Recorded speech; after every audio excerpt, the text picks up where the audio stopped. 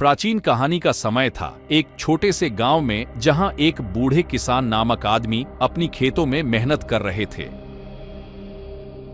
उनका जीवन साधारित था, लेकिन उनमें एक अद्वितीय बात थी। वह बहुत दीर्घकाल से अपनी एक गुलाबी चिड़िया के साथ दोस्ती कर रहे थे। बूढ़े किसान की गुलाबी चिड़िया उनके साथ हर क्षण बिताती थी। वह उनके कंठों में बैठकर उनकी किसानी और जीवन की कड़ियों को सुनती रहती थी। बूढ़े किसान को यह अच्छा लगता था कि कोई उनके बातों को सुन रहा है, और उनकी चिंगारी में सजग रहने वाली चिड़िया के साथ वहमिका करना उन्हें आनंदित करता था। एक दिन बूढ़े किसान ने गुलाबी चिड़िया से कहा, तुम मेरी सबसे अच्छी दोस्त हो। तुम्हारा साथ मेरे जीवन को सजावट देता है। मैं तुम्हें धन्यवाद देना चाहता हूँ और तुम्हें अगले कुछ दिनों के लिए बहुत अच्छा खाना खिलाऊंगा। गुलाबी चिड़िया हंसती हुई उत्तर दी, धन्यवाद मेरे प्यारे किसान, लेकिन मैं तुम्हारे साथ होने के लिए तुम्हारे साथ होती हूँ, न कि तुम्हारे साथ अच्छे खाने के लिए। मैं तुम्हारे साथ अपना समय बिताना चाहती हूँ, चाहे खाना अच्छा हो या नहीं। बूढ़े किसान ने उसकी बातों को सुनकर मुस्कुरा दिया और उसे गले लगा लिया। उनकी दोस्ती में एक अलग ही बात थी, जो सिर्फ शब्दों से परे थी। वह दिन गुजरते गए और बूढ़े किसान ने अपनी खेतों में काम करते रहे। गुलाबी चिड़िया भी उसके साथ बैठकर उसे मजबूती और साहस देने के लिए वहां थी। उसकी चहचहाहट ने किसान को उत्साहित किया और उसने अपने काम में और भी ध्यान केंद्रित करने की प्रेरणा दी।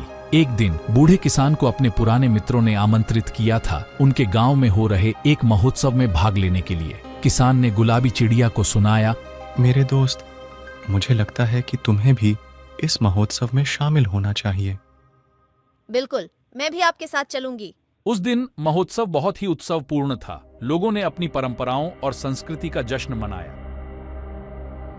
बूढ़े किसान अपने दोस्तों के साथ हंसी मजाक और खुशियों का उत्सव मना रहे थे।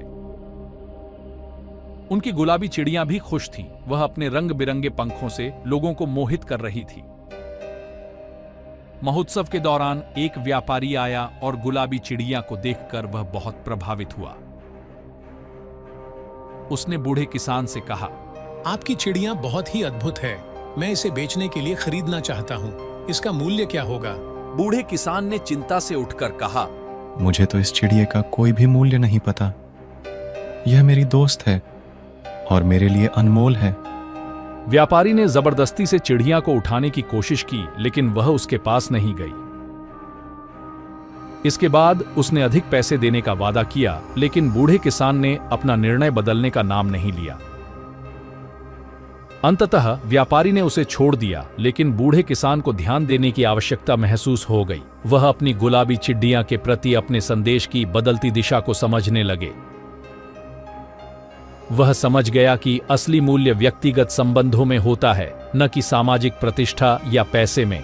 बूढ़े किसान ने समझा कि उसकी गुलाबी चिड़िया उसके लिए अनमोल थी, उसकी साथी और उसकी दोस्त।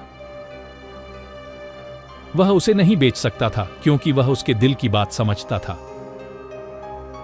बूढ़े किसान ने सीखा कि सच्ची दोस्ती और विश्वास कोई मूल्य से ऊपर होता है।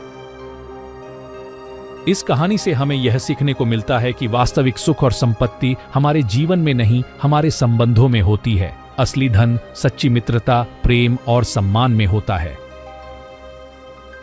बूढ़े किसान ने इस कठिनाई से एक मूल्यवान सीख ली। वह और उसकी गुलाबी चिड़िया अब भी साथ थे और उनकी दोस्ती हमेशा बनी रही। दोस्तों, कहानी अच्छी लगी तो लाइक और सब्सक्राइब करना ना भूलें। धन्यवाद।